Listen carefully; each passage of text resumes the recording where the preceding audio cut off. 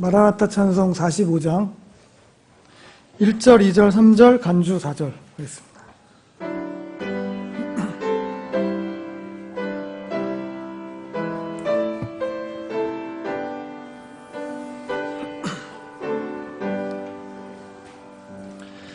큰 영광 중에 계신 주 나 찬송합니다.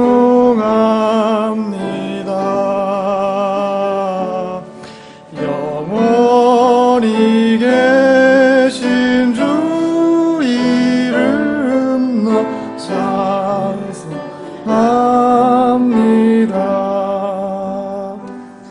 한없이 크신 능력을 나 찬송합니다.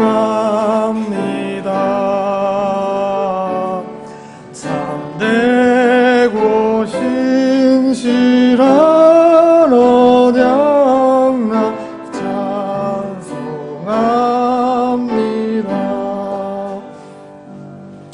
온 천지 창조하시던 그 말씀이 믿어 영원히 변치 않는 줄 나 믿사오니. 간주하고 사절하겠습니다.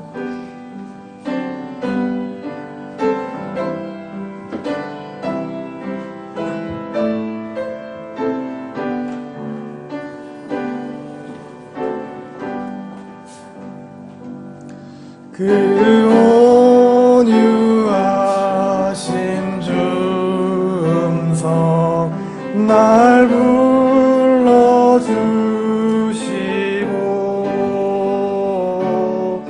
그 품에 뿜어 주시니 나 믿사옵니다.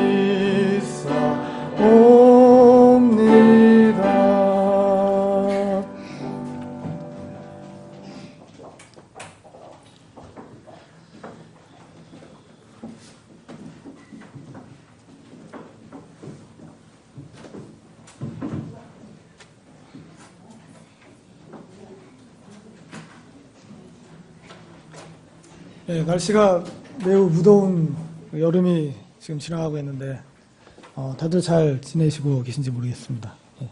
오늘 날씨는 덥지만 주님께 마음을 모아서 경배와 찬양을 드리는 시간을 가졌으면 합니다.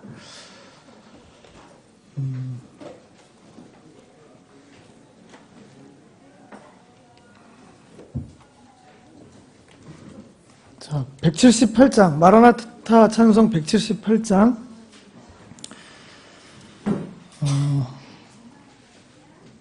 1절, 2절, 간주 4절 하겠습니다.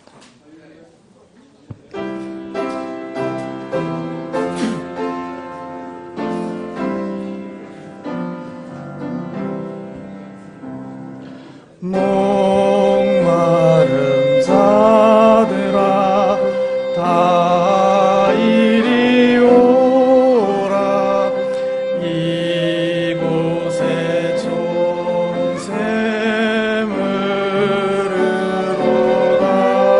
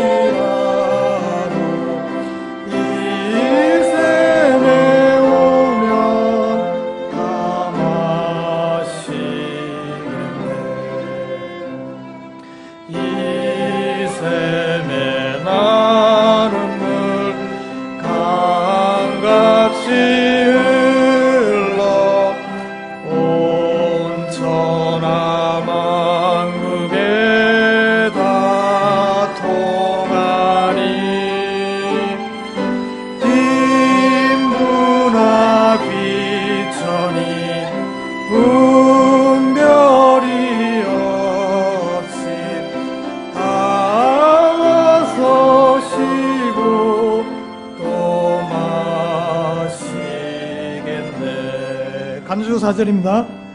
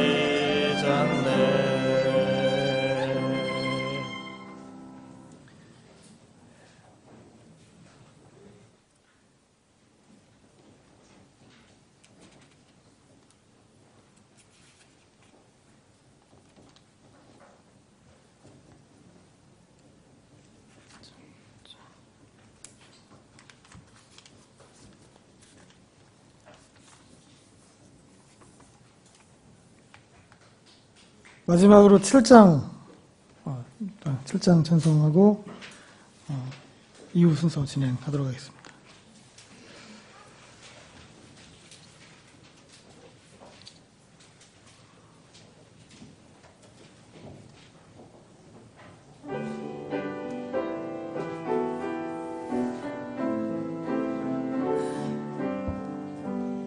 내 마음 주를 향해 찬양 넘쳐 나의 목소리 함께 높여 절망에서 나를 건지셨네 내 마음속에 노래 주는 찬양을 받기에 주님은 합당하신 분 주께 엎드려 오직 주만 경배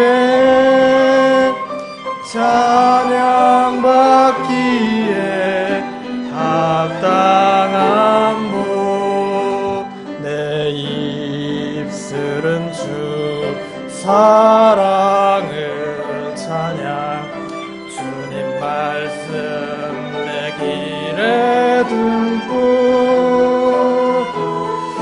그 긍휼과 영원하신 은혜 주의 팔이 날 인도해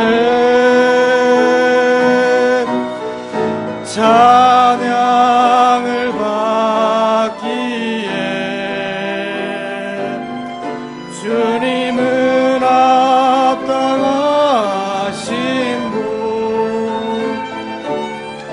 주께 엎드려 오직 주만 경배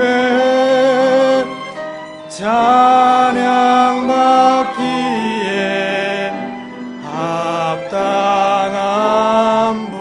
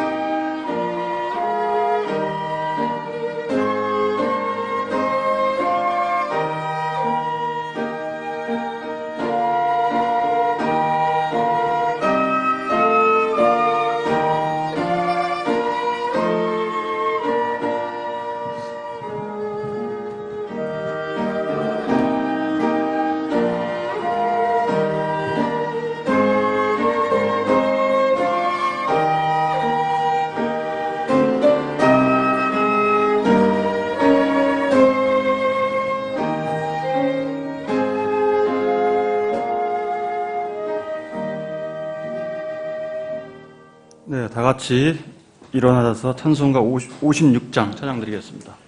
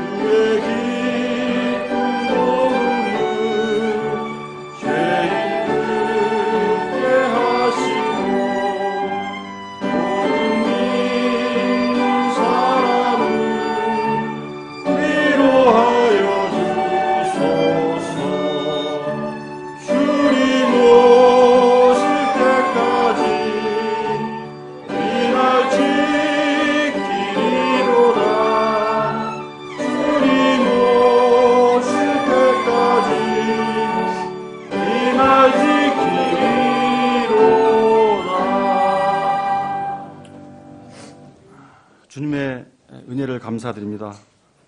오늘도 우리에게 새로운 한 날, 또 이 부활의 아침을 허락해 주셔서 주님이 주시는 생명을 가지고 우리가 하나님을 찬양하고 감사할 수 있는 은혜를 주심을 감사합니다.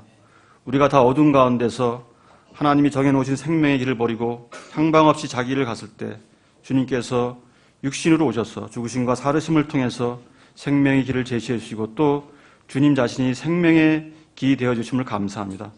주님으로 인하여 우리의 삶이 남을 위한 삶이라는 것을 깨닫게 해주심을 감사하고 또 사랑하는 것이라는 것을 깨닫게 해주신 참으로 감사드립니다.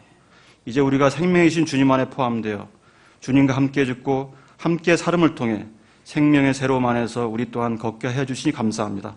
아무것도 아닌 우리가 하나님의 위대한 이 프로젝트 안에 참여케 해주시니 참으로 감사드립니다. 참으로 우리가 오늘도 말씀을 전하는 설교자와 그 말씀에 복 주시길 원합니다. 우리가 이 말씀을 들을 때 그 생명의 말씀을 먹고 주님의 생명의 말씀으로 더욱더 풍성해지고 충만해져서 주님께서 인격으로 세상을 이기고 마귀에게 승리하였듯이 우리 또한 그러한 자들이 다 되기를 원합니다. 우리 주 예수 그리스도의 이름으로 기도드렸습니다. 아멘. 앉아주십시오. 199장 찬양 드린 후에 헌물을 위해서 기도해 주시겠습니다.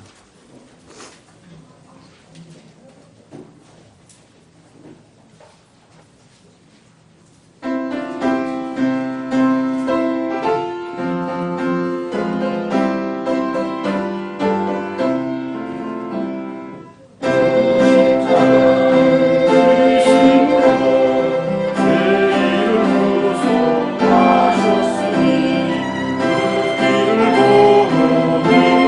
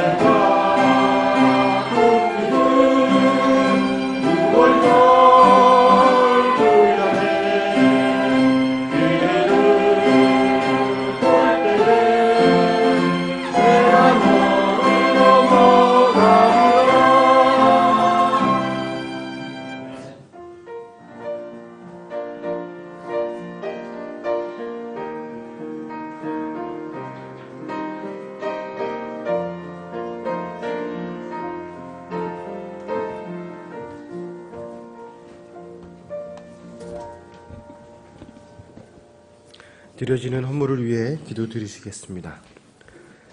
비록 무화과 나무가 꽃을 피우지 못하고 포도나무에 열매가 없으며 올리브나무에 수고의 열매가 없고 밭이 먹을 것을 내지 아니하며 우리에게 양떼가 끊어지고 외양간에 소떼가 없을지라도 나는 여전히 주를 기뻐하며 내 구원의 하나님을 기뻐하리로다.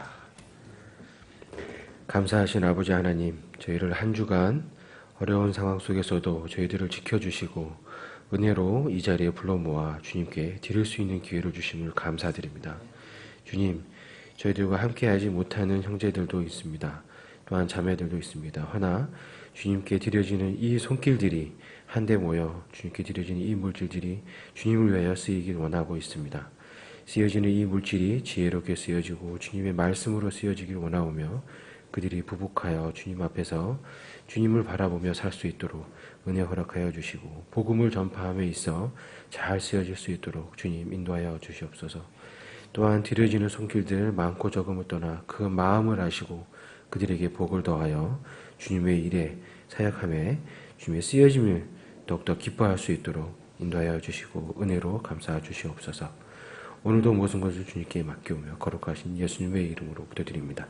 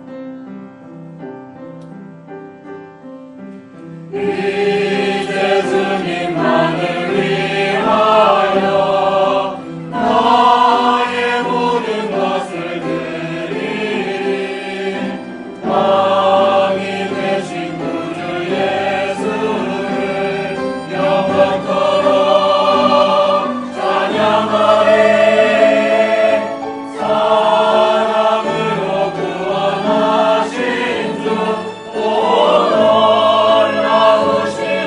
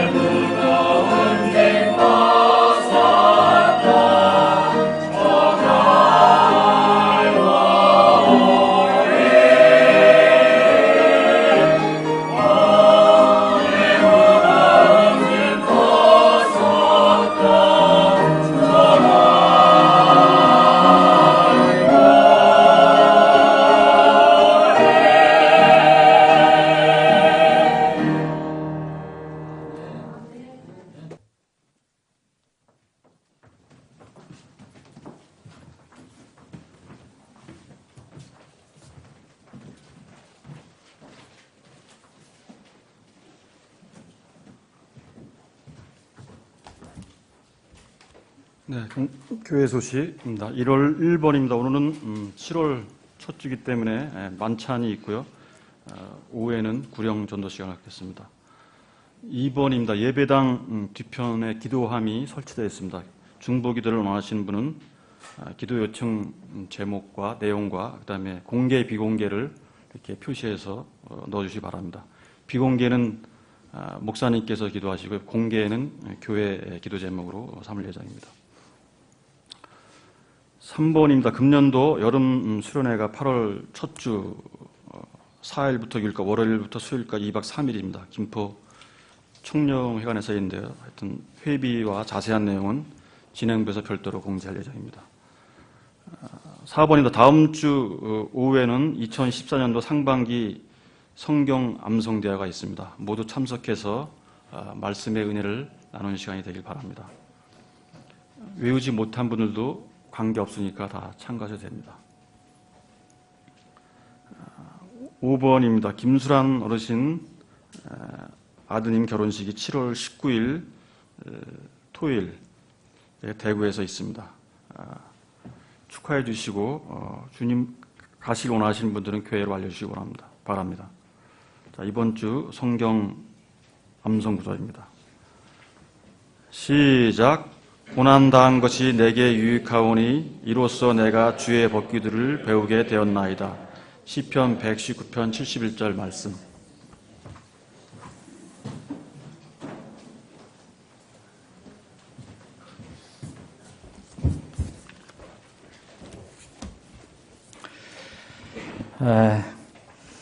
찬양은 우리에게 때로는 이렇게 음악은 감동을 줍니다. 그래서 준비해서 이렇게 찬양을 하는 거 우리 귀를 즐겁게 하려고 하는 게 아니고 하나님께 드리는 찬양이지만 듣는 사람들에게 감동이 됩니다.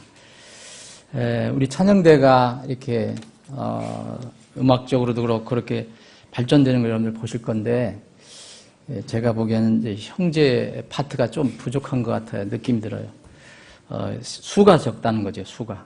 여러분들 앞으로 오디션을 해서 받을 수 있거든요. 그러니까 오디션 하기 전에 미리 이렇게 와서 이렇게 찬양을 하시면 좋겠습니다.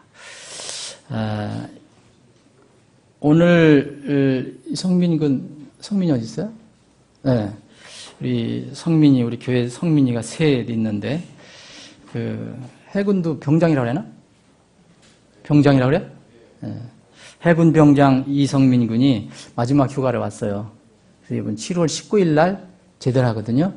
그래서 마지막 휴가를 왔는데 얼마나 예쁩니까? 휴가 오면 꼭 교회 와서 예배를 드리고 교제하고 이제 빨리 제대해서 우리 청년부 이제 군기도 좀 잡고 선한 군기 했으면 좋겠어요.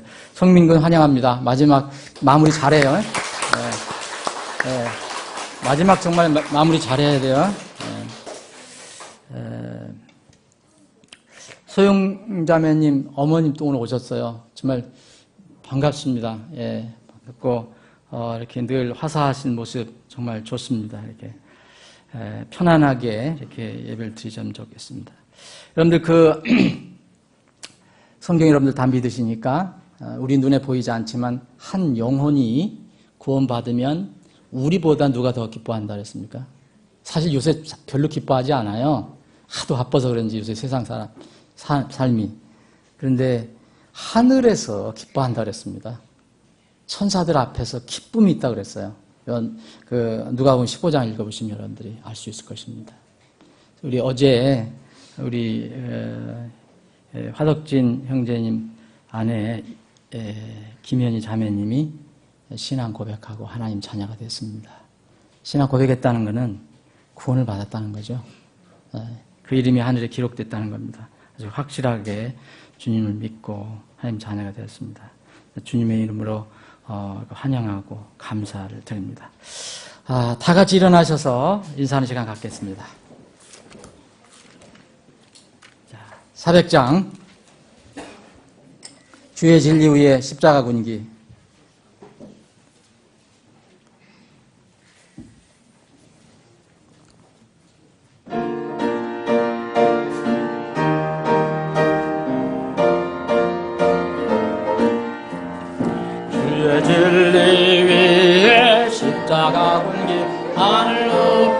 쳐들고 주의 군사 되어 용맹스럽게 찬송하며 나가세 주 예수만을 위하여 목숨 가지고 바치고 싸움 걸어 나가세.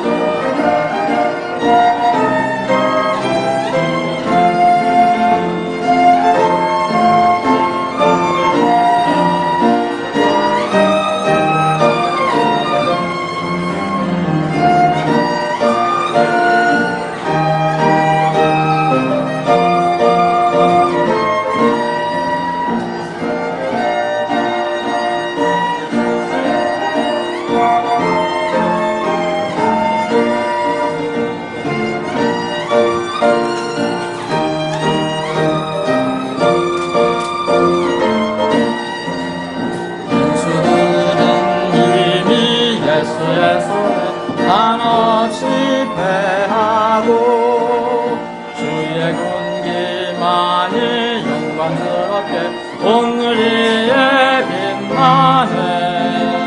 나가세 주 예수만을 위하여 목숨까지도 바치고 싸움 걸어 나가세.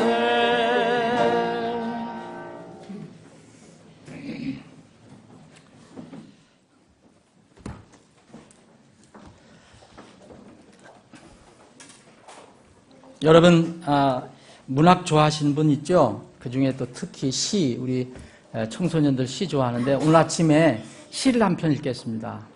다 같이 일어나셔서 오늘 시편 96편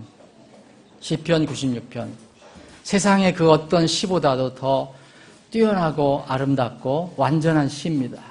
시편 96편.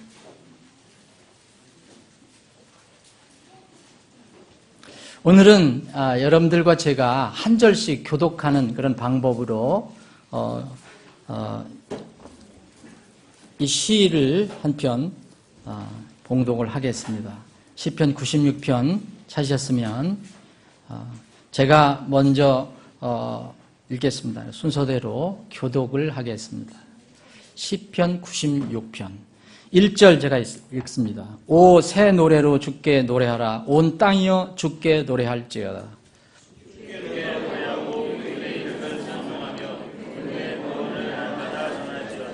그분의 영광을 이 교들 가운데 그분의 이적들을 모든 백성들 가운데 밝히 알릴지어다.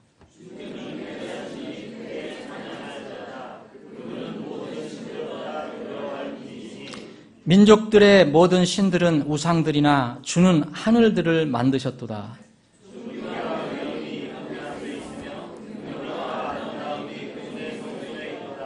오 만백성의 족속들아, 너희는 영광과 능력을 주께 드릴지어다. 주께 드릴지어다.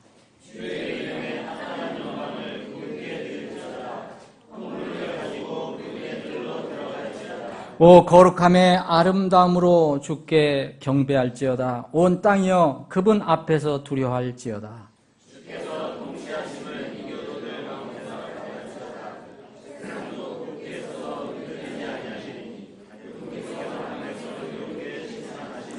'하늘들은 기뻐하고 땅은 즐거워하며 바다와 거기에 충만한 것은 외치고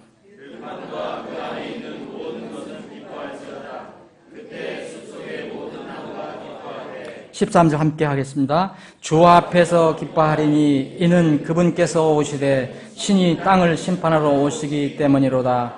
그분께서 의로 세상을 심판하시며 자신의 진리로 만백성을 심판하시리로다. 아멘. 아버지 하나님, 오늘 이 아침에 저희들 가슴 깊은 곳에서 우러나오는 새로운 노래로 주님을 찬양하고 경배합니다. 우리의 경배를 받아주시길 원합니다. 하나님을 찬양하는 것은 의로운 자들이 그리고 곧바른 자들이 마땅히 행할 바임을 저들이 고백합니다.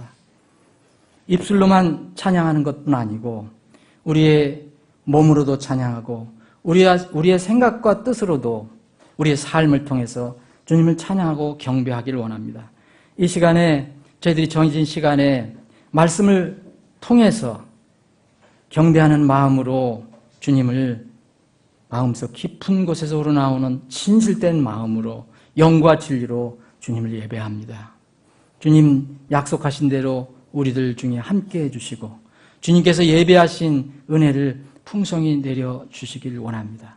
오직 하나님의 이름만 높여지는 이 시간이 되기를 원하오며 거룩하신 예수님의 이름으로 기도합니다. 아멘. 다 앉아주시기 바랍니다. 오늘 시편 저희들이 96편 13절을 읽었습니다. 말씀드린 대로 젊은이들이 시를 좋아하는 사람들이 있습니다. 저도 젊었을 때 좋아했는데 이 하나님의 시를 알게 된 후로는 정말 그 세상의 시, 그것이 어떻게 하나님의 시를 이렇게 견줄 수 있을까? 세상의 시에는 생명 자체가 없습니다. 근데 하나님의 시 안에는 생명이 들어있어요. 오늘 이 시편 96편 13절로 되어 있는 이 시를 우리가 함께 나눴는데 이 시 안에서 저는 찾아보고 싶은 것이 기쁨입니다. 기쁨. 그래서 이 마지막 절에 보면 명령을 합니다. 우리에게 주 앞에서 기뻐하라. 그래서 오늘 기뻐해야 할 이유라는 제목으로 말씀을 나누기를 원합니다. 기뻐하라는 하나님의 명령을 받은 대상들이 여기에 나와 있습니다. 성경 곳곳에 여기 말고도 곳곳에 이렇게 주님을 찬양하고 경배하라, 기뻐하라는 그런 명령은 수없이 많이 나와 있습니다. 오늘 시편 96편에서 기뻐하라는 명령을 받은 대상을 여러분들이 읽으시면서 찾으셨을 건데 크게는 두 가지로 나눠집니다. 처음은 사람들입니다. 여기에 1절부터 6절까지는 그냥 대상 없이 이제 전반적으로 명령을 내립니다. 오 새 노래로 주께 노래하라. 온 땅에 있는 모든 것들이 주를 이제 주께 노래하라 해야 합니다. 7절에 보면 기뻐하라는 하나님의 명령을 받은 대상, 첫 번째 대상이 나옵니다. 만백성의 족속들입니다. 곧 이 만백성의 족속들은 사람을 의미합니다. 오 만백성의 족속들아, 너희는 영광과 능력을 주께 드릴지어다. 주께 드릴지어다.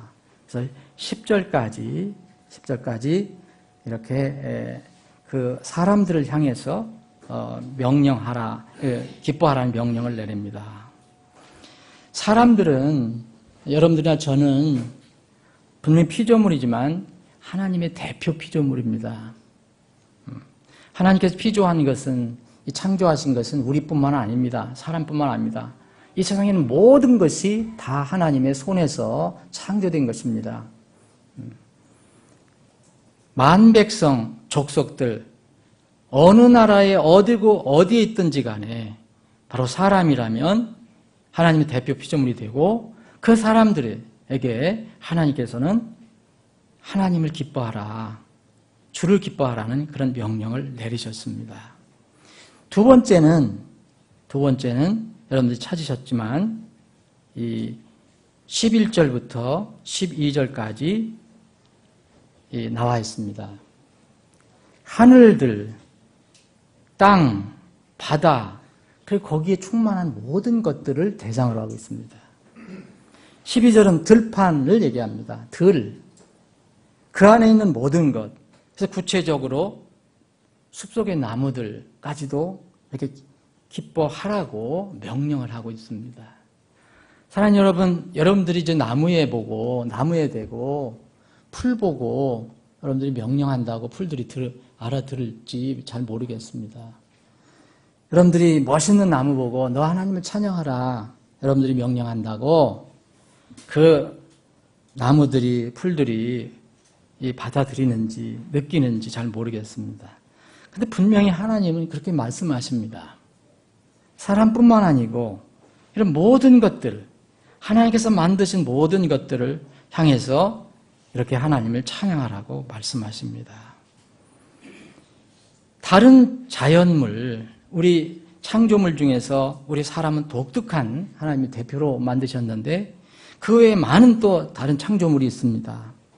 그래서 이것을 우리가 편리하게 자연 창조물이라고 이렇게 이야기한다면, 이 다른 자연 창조물은 왜 만들어주셨는가? 왜 그 창조물을 보고 또 하나님께서는 찬양을 하라, 나를 찬양하라고 말씀하셨을까? 이 다른 자연 창조물은 모두 여러분들과 저를 위해서 만들어 놓으신 겁니다. 곧 사람들을 위해서 만드셨다는 겁니다.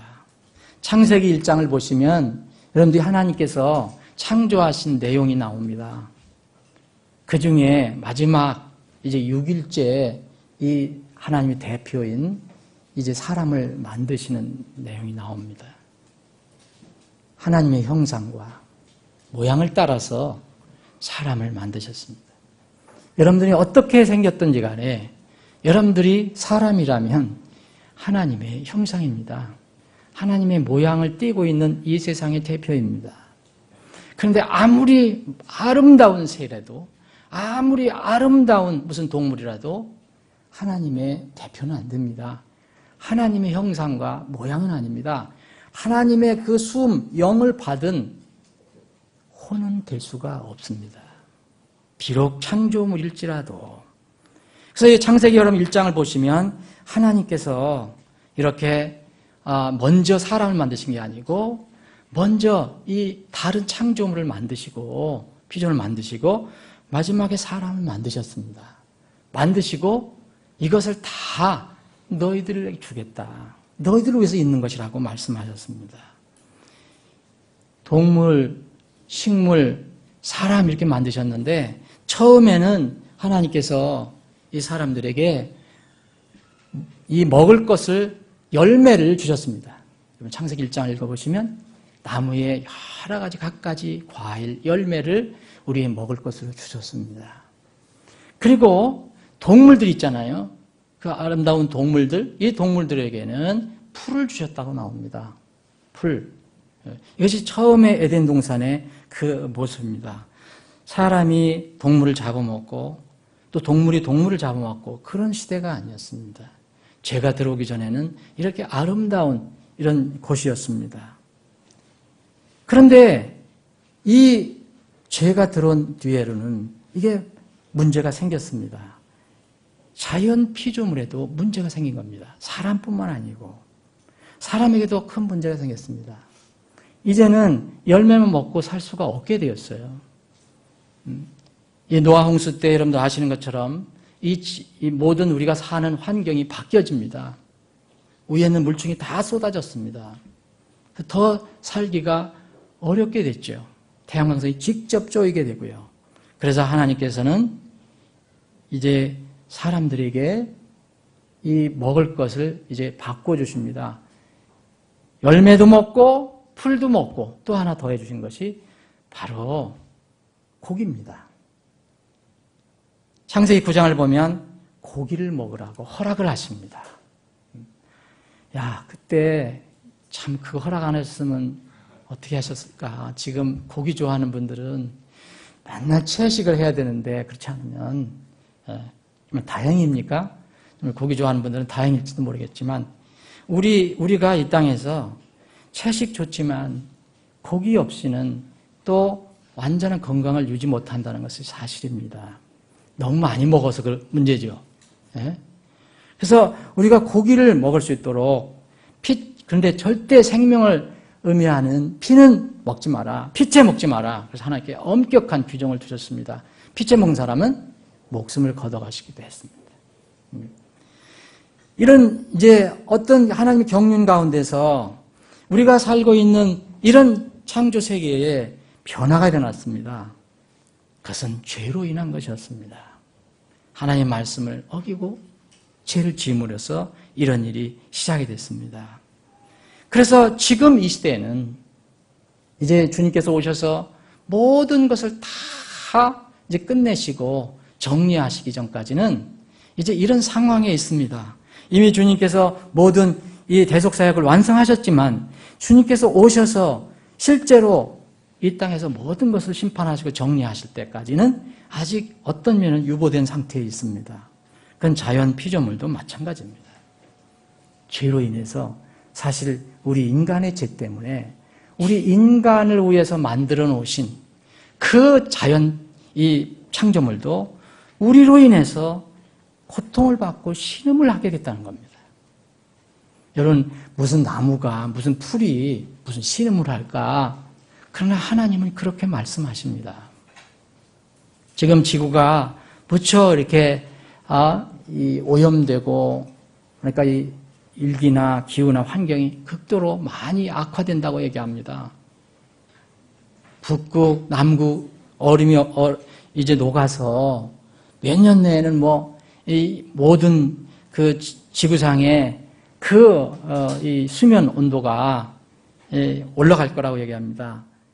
남태평양에 있는 조그만 섬나라들은 몇 년 안에 물속에 잠긴다는 그런 예언까지도 있습니다.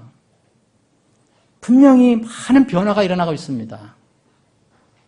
주님께서 오셔서 이 세상을 마지막 정리하실 때까지 이런 일은 아마 계속 일어날 것입니다. 우리가 살고 있는 이 세상, 우리만 신음하는 것이 아니고 우리를 둘러싸고 있는 모든 자연 환경도 사실 신음하고 있습니다. 무엇을 기다리고 있습니까? 주님의 오심을 기다리고 있습니다. 그분이 아니면은 이 모든 것이 다시 정상으로 회복될 수가 없습니다. 유엔에서 환경을 개선하려고 애를 써서 정말 이 일 저 일 많이 하지만 그것도 일부 필요할지 모르지만 결국 그 일들이 이 세상을 바꿔놓지는 못합니다. 주님이 오셔야 됩니다. 전능하신 하나님께서 다시 회복시키셔야만 그것이 가능합니다. 어떤 분들은 그렇게 합니다. 무슨 나무가 얘기하고 뭐 어떻게 돌들이 무슨 뜻이 있냐, 무슨 동물들이 뭘 알겠느냐. 그 다는 맞는 것이 아닙니다. 정말 동물들은 말 그대로 이렇게 입력된 대로 살아갑니다. 하나님께서 주신 그렇게 만드실 때에 주신 그 내용대로만 살아갑니다. 먹고 자고 번식하고 때가 되면 죽고 또 그렇게 합니다. 그들은 우리처럼 연구하고 서로 무슨 치밀하게 서로 모함하고 무너뜨리고 뭘 세우고 이거 못합니다. 그냥 있는 대로 그 범위 내에서 합니다. 동물들 사이에도 무슨 사회가 있다고 하지만 그것도 하나님께서 정해놓은 범위입니다. 그들에게는 무슨 문명의 발전이 없습니다. 있는 그대로 있는 겁니다. 환경에 따라서 조금씩 바뀔 수는 있어도. 여러분, 이 발람의 이야기 여러분들 아시죠? 하나님께서 이 발람을 이제 깨우치시기 위해서 뭐를 사용하셨습니까? 말 못하는 동물을 하나 사용하셨습니다. 나귀를 사용하셨어요. 자기가 이 발람이 타고 다니는 나귀를 통해서 발람을 깨우치십니다. 원래 나귀가 말하는 거 여러분들 들어봤습니까? 그런데 여러분 그 민수기를 읽어보시면 하나님께서 놀라 여러분 성경을 믿으실 거라고 저는 생각합니다. 무슨 나귀가 말하냐? 이게 순 엉터리다. 그렇게 말하실 분은 없어요. 그거는 세상에 믿지 않는 사람들 얘기하는 겁니다. 거기에 민수기 22장을 보면 하나님께서 나귀에게 말을 하게 하십니다. 그 나귀하고 자기가 타고 다니는 나귀하고 주인인 발람이 논쟁하는 게 나옵니다. 이게 얼마나 부끄럽습니까, 여러분? 둘이 싸운다니까요. 나귀가 말을 합니다. 나는 그때 발람이 나귀하고 어떻게 말을 했는지 전 잘 모릅니다. 근데 분명히 성경은 둘이 논쟁한 것을 기록하고 있습니다. 나귀는 하나님을 바라봤습니다. 하나님 천사를 바라봤어요. 그래서 그 길을 가지를 않기를 원합니다. 근데 사람인 하나님의 형상을 받은 이 발람은 인간의 욕심, 자기 욕심 때문에 하나님이 안 보입니다. 하나님 천사를 볼 수가 없어요. 그래서 그 나귀를 때리면서 왜 안 가느냐고 나귀를 죽이려고까지 합니다. 그러니까 나귀가 입을 열어서 자기 주인에게 얘기합니다. 이게 얼마나 부끄러운 얘기입니까? 자연 피조물도 모든 자연 피조물은 사실 우리를 위해서 만들어 놓은 건데 우리 때문에 인간의 욕심 때문에 이런 상황이 되어버렸습니다. 그래서 바울 사도는 이런 것을 깨닫고 계시를 받고 로마 교회 성도들에게 우리도 주님을 기다리지만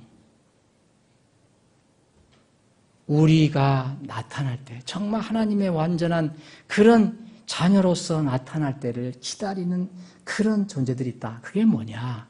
세상 자연물이라고 얘기합니다. 로마서 8장을 한번 보겠습니다.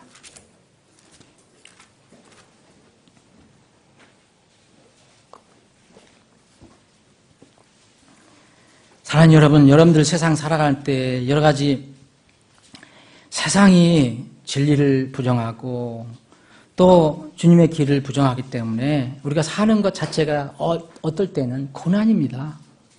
그런데 그 고난 기쁘게 받아들이십시오. 이 고난이 멀지 않습니다. 길지 않습니다.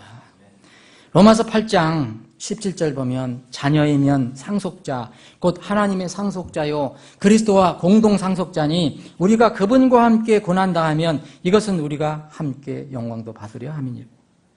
내가 생각하건대 현재의 고난들은 앞으로 우리 안에 나타날 영광과 좋게 비교될 수 없도다. 피조물이 간절히 기대하며 기다리는 바는 하나님의 아들들이 나타나는 것이니라. 피조물이 헛된 것에 복종하게 된 것은 자진해서 된 것이 아니요 소망 중에 그것을 복종하게 하신 분으로 인한 것이니 거의 순전히 사람들 때문에 이 자연물도 이때를 기다리고 있습니다. 지금 고통받고 있습니다. 21절 이는 피조물 자신도 썩음의 속박에서 해방되어 하나님의 자녀들의 영광스러운 자유에 이를 것이기 때문이라. 어떻게 그 피조물도 우리 자녀들의 영광스러운 자유에 이를 것이냐. 하나님께서 처음에 그렇게 만들어졌을 때 사람들을 위해서 하나님의 형상을 위해서 만들어주신 그 영광에 그들도 이르게 된다는 것입니다. 또 전체 창조물이 지금까지 함께 신음하며 고통 중에 산고를 치르는 줄을 우리가 아나니 그들뿐 아니라 우리 자신 곧 성령의 첫 열매를 소유한 우리까지도 속으로 신음하며 양자 삼으심 즉 우리 몸의 구속을 기다리면 여러분 지금 몸 후패가고 있지 않습니까? 약해져 가고 있지 않습니까? 아무리 건강한 사람도 나이가 들면 이제 약해져 갑니다. 그래서 우리가 몸의 구속을 기다리고 있습니다. 완전한 상태를 지금 기다리고 있습니다. 그래서 우리가 이런 상태라면 뭐가 아니라 소망으로 우리가 구원을 받았기 때문에 인내하고 기다리자. 우리가 소망으로 구원을 받았기 때문이라 그러나 보이는 소망은 소망이 아니니 어찌하여 사람이 보는 것을 여전히 바라리요. 그러나 우리가 보지 못하는 것을 바라면 인내로 그것을 기다립니다. 그래서 그리스도인에게 인내가 필요합니다. 이것은 왜 인내가 가능합니까? 우리에겐 기쁨의 소망이 있습니다. 소망의 기쁨이 있기 때문입니다. 그래서 이제 앞으로 주님이 오시면 여러분 이 천년왕국에 주님께서 다스릴 때 보면 에덴 동산에 같은 상태로 바뀝니다. 약육강식이 다 하나님의 은혜로 이제 제자리로 돌아갑니다. 사자와 양이 같이 이리와 양이 같이 살아갑니다. 어떻게 그렇게 할 수 있습니까? 저는 제 힘으로 하는 게 아닙니다. 하나님께서 하시는 것입니다. 이사야 대언자가 예수님이 오시기 전 700년 전에 이 대언을 해놨습니다. 그것도 한 군데 해놓은 게 아닙니다. 이사야서 11장에 읽어보면 그 자연물이 회복되는 내용이 나옵니다. 35장에도 나옵니다. 그리고 65장에도 자연물이 회복되는 내용이 나옵니다. 그 중에 대표적인 거 제가 하나 읽어드려 보겠습니다. 이사야서 65장을 보면 17절 보라 내가 새 하늘들과 새 땅을 창조하나니 이전 것은 기억나지 아니하며 생각나지 아니하리라. 오직 너희는 내가 창조하는 것을 영원히 기뻐하며 즐거워할지니라. 보라 내가 예루살렘을 즐거움이 되도록 창조하며 그녀의 백성을 기쁨이 되도록 창조하고 계속 기쁨이 나옵니다. 우리의 기쁨이 어디에서 와야 되는가? 내가 예루살렘을 기뻐하며 내 백성을 기뻐하리니 슬피 우는 소리와 부르짖는 소리가 다시는 그 안에서 들리지 아니하리라. 날수가 많지 않은 어린아이 아기가 자기의 날들을 채우지 못한 노인이 다시는 거기에 없으니 아이가 100세에 죽으리라. 그러나 죄인은 100세가 되어도 저주받은 자가 되리라. 그들이 집을 지어 거기에 거주하고 포도원을 세워 그것에 열매를 먹으리라. 그들이 짓되 다른 사람이 거주하지 아니하며 그들이 심되 다른 사람이 먹지 아니하리니 내 백성의 날수는 나무의 날수와 같으며 나의 선택하지 않은 자기 손으로 일할 것을 같이 누리리라.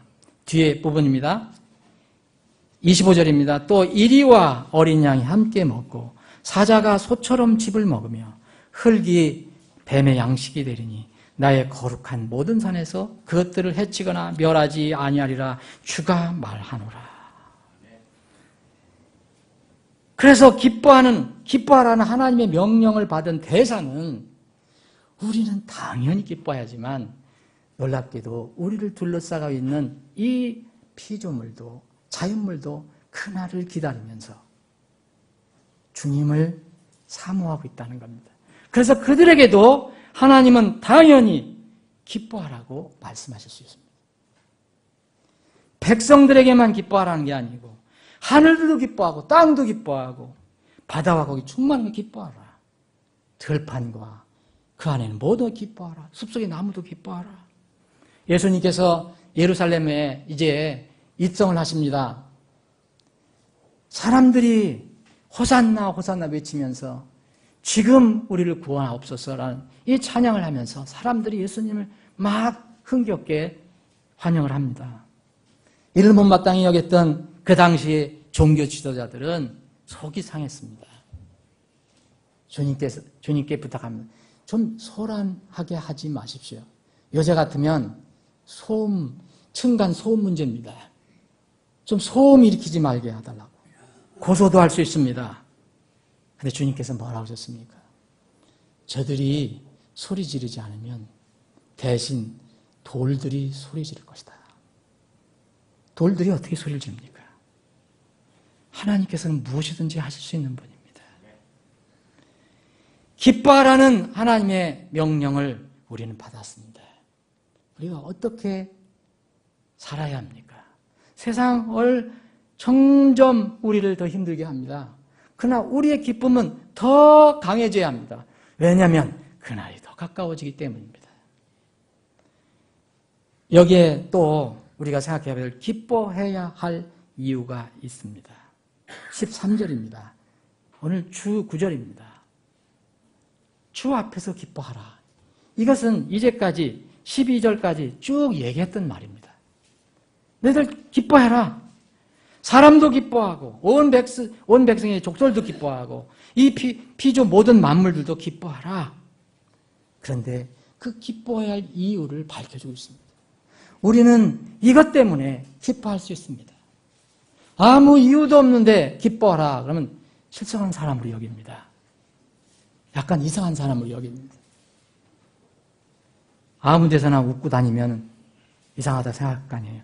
근데 우리는 웃을 이유가 있습니다. 기뻐할 이유가 있어요. 그건 뭐냐면 13절 보면 이는 그분께서 오시기 때문이라는 거예요. 여러분 주님이 오시는 것 정말 여러분의 기쁨의 대상이 됩니까? 정말 그분이 오시는 것이 여러분의 기쁨의 대상이 됩니까? 영어 성경을 보실 수 있는 분들은 이렇게 읽으시면 됩니다. 주 앞에서 기뻐하라. 왜냐하면 이는 그분께서 오시기 때문이다. 그겁니다. 그분께서 오시기 때문에 기뻐하라는 겁니다. 또 그분께서 오시되 뭘 하러 오시느냐면 이 땅을, 이 지구를 심판하러 오시기 때문에. 벌써 두 가지가 나왔습니다. 기뻐할 이유. 예수님께서 오시는 것 때문에 기뻐하라는 겁니다. 다시 오시기 때문에 기뻐하라는 겁니다. 여러분 지금 예수님 우리 눈에 안 보입니다. 근데 여러분 예수님 어떻게 기억하고 있습니까? 오늘 오후에 만찬합니다. 만찬은 주님을 기억하는 겁니다. 여러분 만찬이 그냥 형식적으로 생각하시면 안 됩니다. 분명히 말씀하십니다. 나를 기억하라. 그 만찬 빵을 나누며 만찬 즙을 나누며 잔을 나누며 여러분들 구원해 주신 그리고 다시 오마 약속하신 그 주님을 기억하는 겁니다. 그 만찬에서 뭐라고 얘기합니까? 이 만찬을 너희들이 이 땅에서 있는 동안에 하는 건데 뭐를 알려줘야 되느냐? 주님이 왜 죽으셨느냐? 언제까지입니까? 주님이 오실 때까지 그리하라 그랬습니다. 주님이 오실 때까지. 그럼 우리는 만찬을 하면서도 기쁨이 있습니다. 종교의식이 아니기 때문에 여기에 무슨 의미가 있는 것인가? 하나님께서 명령하십니다. 모든 피조물들아, 사람들을 포함해서 모든 자연물들아 주 앞에서 기뻐하라. 하나님 앞에서 기뻐하라. 이유는 그분께서 다시 오실 것이기 때문입니다. 그리고 오시는 것뿐만 아니라 그냥 놀러 오시는 것이 아니라 이 땅을 심판하러 오시는 것. 그것 때문에 기뻐하라는 거예요. 사랑하는 여러분, 주님께서 이 땅에 심판하러 오시는 걸 여러분 기뻐하십니까? 조금 이따 오시지요. 뭐 심판은 무슨 심판을 하시려고 하십니까? 그냥 봐주시지요. 그런데 기쁨이 없을 것입니다. 세 번째 기쁨의 이유가 있습니다. 저는 특별히 이것 때문에 더 기쁩니다. 세 번째 기쁨이 나옵니다. 그분께서 오시는 것도 기쁩니다. 근데 오시는 것 그냥 오시는 게 아니라 세상을 심판하러 오시는 것 너무 기쁩니다. 그런데 심판하러 오신다면 그 심판자가 정말 믿을 수 없는 심판자라면 얼마나 두렵습니까, 여러분? 여러분 요새 세상에 보십시오. 판사도 소위 얘기하면 이상한 판사들 많습니다. 요새 사건 나오는 거 보시죠, 여러분. 정말 이상한 판사. 이 판사가 한번 결정하면 그것이 끝이 나는 건데 판사가 이상한 사람들이 있습니다. 검은 것을 희다고 하고 흰 것을 검다고 이렇게 판단하는 사람이 있습니다. 세상에서의 심판주는 우리가 100% 믿을 수가 없습니다. 억울한 사람이 있을 수 있습니다. 그런데 그분께서 심판하신대. 그분이 그렇게 심판하시면 우리는 얼마나 정말 절망적입니까? 그런데 그분께서 심판하러 오셨는데 이분은 어떻게 심판하시느냐 이겁니다. 그분께서 의로 세상을 심판하신다는 거예요. 의! 그리고 자신의 진리로 모든 사람들을 심판하신다는 겁니다. 의와 진리! 여러분, 세상에 억울한 것 정말 많잖아요. 여러분들도 살아갈 때 억울한 게 분명히 있을 것입니다. 아무리 설명해도 안 되는 게 있을 것입니다. 그런데 하나님은 다 아십니다. 그분께서 오셔서 심판하신다는 것입니다. 사랑하는 여러분, 지금 세상은 이렇게 얘기합니다.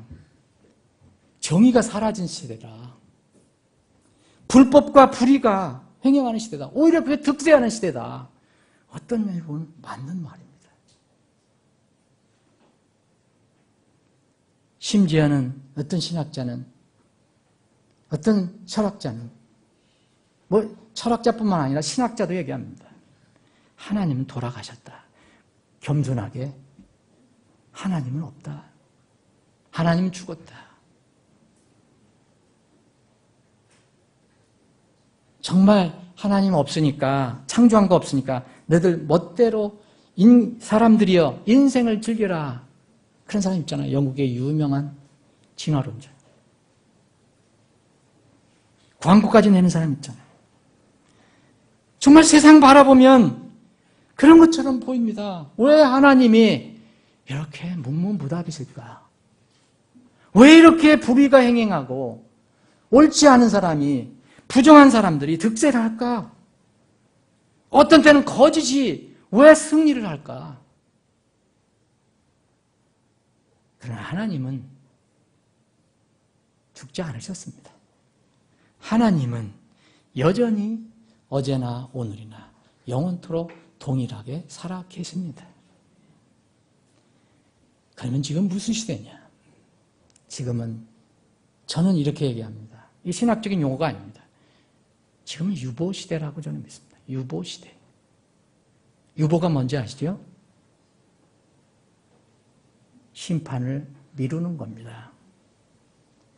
최종 결정을 미루는 겁니다. 아니, 결정은 정해지지만 의와 진리는 늘 있지만 하나님께서 집행하시는 것을 지금 유보하는 겁니다. 이 하나님의 속성, 오래 기다리고 참는 이 하나님의 속성이 지금 계속 유효한 시대입니다. 즉각 그래서 심판하지 않는 시대입니다, 여러분. 이것을 사람들은 오해하는 겁니다. 여러분, 구약 시대처럼 초세기 하나님 말씀이 완성되기 전에 하나님께서 직접 하신 것처럼 하면 그런 사람들 절대 입에서 그런 말 나올 수가 없을 것입니다. 하나님은 반드시 세밀하고 공평하게 심판하실 것입니다. 억울함이 절대 있을 수 없습니다. 하나님께서는 뭐로다가 심판을 하십니까? 나중에는 분명하게 하나님께서 이미 하신 말씀으로 심판하십니다. 우리에게 하시지 않은 말씀을 가지고, 새로운 말씀을 가지고 우리를 심판하지 않으십니다. 세상을 심판하지 않으십니다. 하나님께서 이미 주신 말씀으로 심판하십니다. 하나님의 말씀은 살아있고 권능이 있으며 양날 달리는 어떤 검보다 예리해요. 혼과 영과 및 관절과 골수를 찔러 둘로 나누기까지 하고 또 마음의 생각과 의도를 분별하시는 분이시니, 여러분, 이 정도 심판하시면 억울한 거 있습니까? 마음의 의도까지도 심판하시는 분인데 그분의 눈앞에서 드러나지 않는 피조물이 하나도 없고 모든 것이 우리와 상관하시는 그분의 눈에 벌거벗은 채 드러나 있느니라. 우리는 이것 때문에 기쁜 겁니다. 세상이 늘 부정하고 불의한 것으로 끝난다면 우리는 슬퍼할 수밖에 없습니다. 그런데 하나님은 정말 그분의 의와 진리로 정확하게, 공정하고, 세밀하게, 공평하게 한 사람의 억울함도 없이 판단하실 것입니다. 이 시편 기자는 이것을 깨닫고 두 번 반복해서 얘기합니다. 시편 98편도 비슷한 이 시편입니다. 여기에 보면 새 노래로 주께 노래하라 하면서 비슷한 내용이 들어야 있습니다. 그러면서 9절에 보면 주 앞에서 기뻐할지니 그분께서 땅을 심판하러 오시는도다. 그분께서 의로 세상을 심판하시며 여기는 뭐라고 했습니까? 공평으로 만백성을 심판하시리로다. 여러분, 진리는 공평해야 합니다. 공평이라는 것은 아무도 억울함이 없다는 겁니다. 아무도 이유를 달 수 없다는 거예요. 아무도 변명을 할 수 없다는 겁니다. 두렙돈을 낸 그 여인도 공평하게 주인으로부터 판단을 받을 것이고, 냉수 한 그릇으로 나그네를 섬긴 사람들도 공평하게 하나님부터 판단을 받게 될 것입니다. 그러면 우리는 이 세상을 살아갈 때 어떻게 살아가야 하겠습니까? 저는 여러분들이 때로는 힘들고 어렵게 살 때 무슨 뭘로다가 위로를 해줄까? 인간의 위로를 아무리 해줘도 그 오래 가지 못합니다. 말씀밖에 없습니다. 말씀은 사람의 말이 아니기 때문에 사라지지 않습니다. 언젠가는 이루어지는 것입니다. 하나님의 자녀들은 이 험한 세상에서 살 때 어려움을 당할 수밖에 없습니다. 내가 잘못해서도 어려움을 당하지만 내가 잘못하지도 않았는데도 내 믿음 때문에, 진리 때문에 어려움을 당할 수도 있습니다.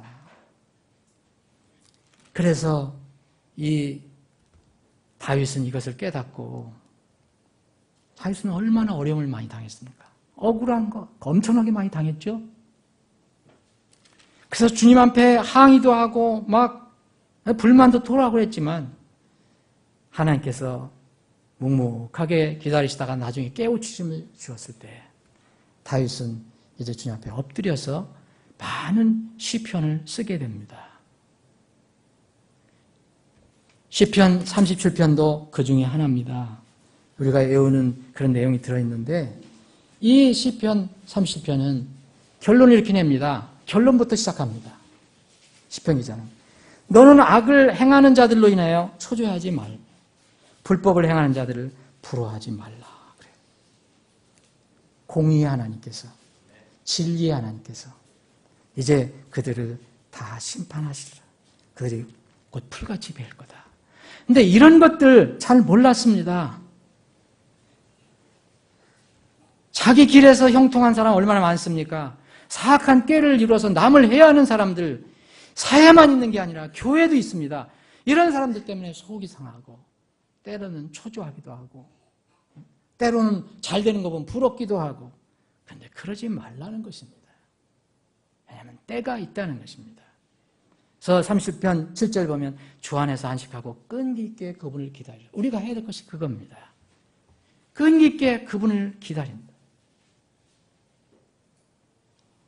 하나님의 이 집, 이 성소에 우리가 늘 가까이 하지 않으면 우리가 세상에 살 때는요, 세상의 그 여러 가지 환경 때문에 영향을 많이 받기 때문에 이런 걸 자꾸 잊어버리거나 또는 그것을 잘 이렇게 느끼지 못할 때가 있어요.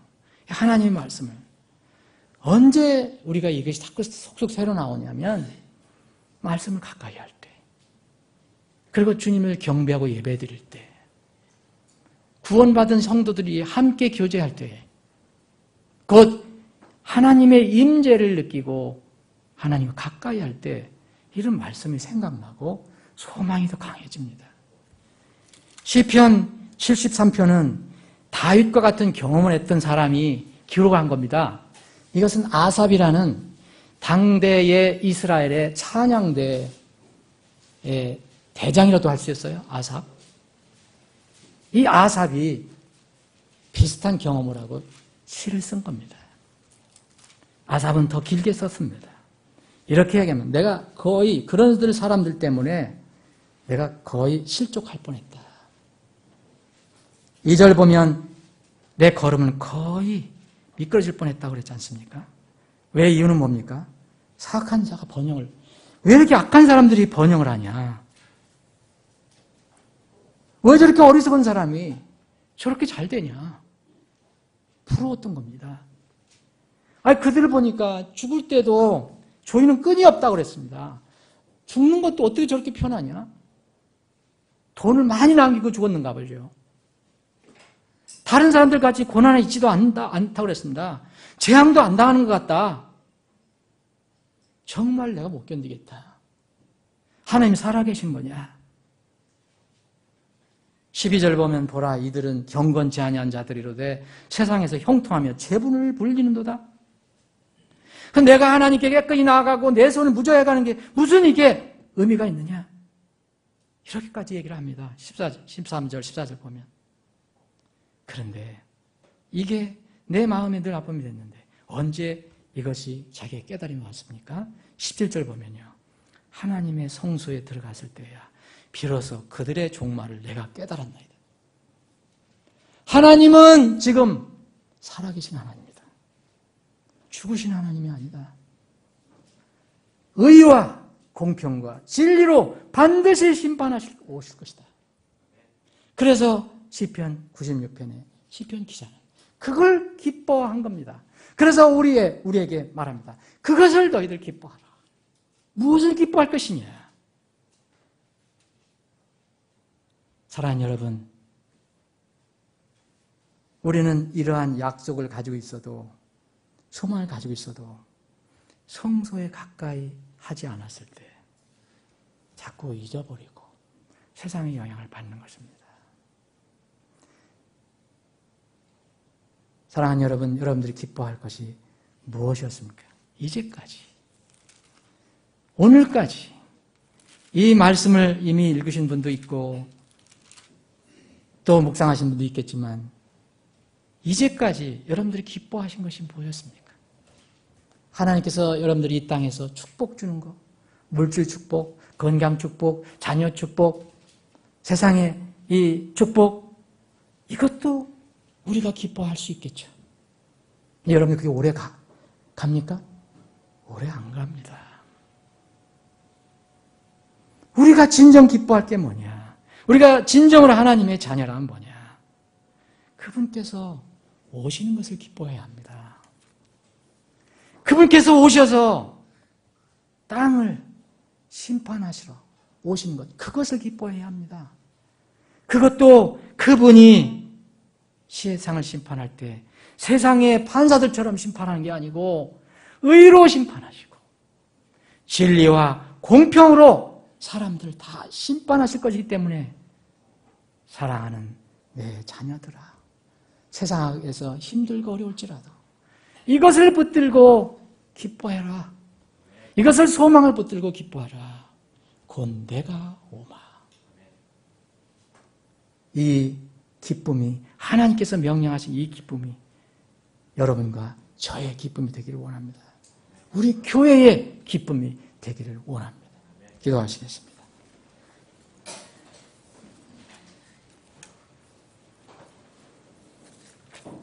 잠시 여러분 이제 이 말씀을 잠시 묵상하면서 나는 이제까지 무엇을 정말 기뻐했는가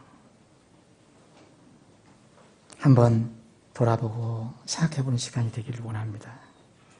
우리가 이 세상에 기뻐할 것 참 많습니다. 그런데 궁극적인 기쁨은 무엇입니까?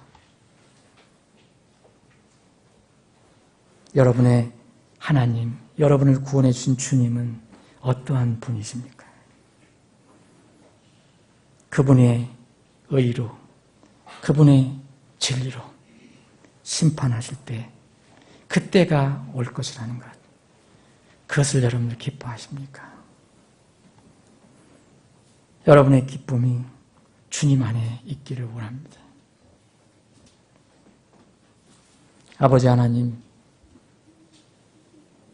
우리에게 기쁨을 주심을 감사합니다.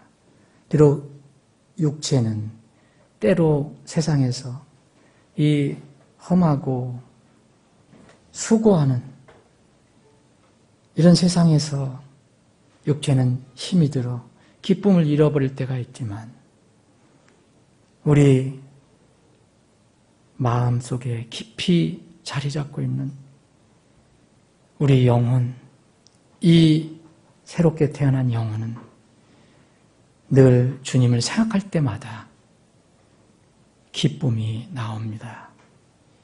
주님, 우리에게 이런 기쁨을 주심을 감사합니다. 주님의 다시 오심에 대한 기쁨. 주님은 완전한 심판자이시고 그래서 정확하게 세상을 공평하게 심판하실 것이라는 것. 우리가 이 땅에 사는 삶 속에서 어떤 억울함도 없이 하나님으로부터 평가를 받으실 거라는 것. 그 기쁨이 우리 마음속에 있습니다. 이 기쁨이 잃지 않게 하시고 이 기쁨을 날로 날로 더 새롭고 강하게 하여 주시길 원합니다. 그러려면 말씀을 가까이 하고 주님의 하나님의 집에 저희들이 가까이 해야 합니다. 우리 모두에게 이런 기쁨이 날마다 더 커지게 하여 주시옵소서. 거룩하신 예수님의 이름으로 기도합니다. 아멘.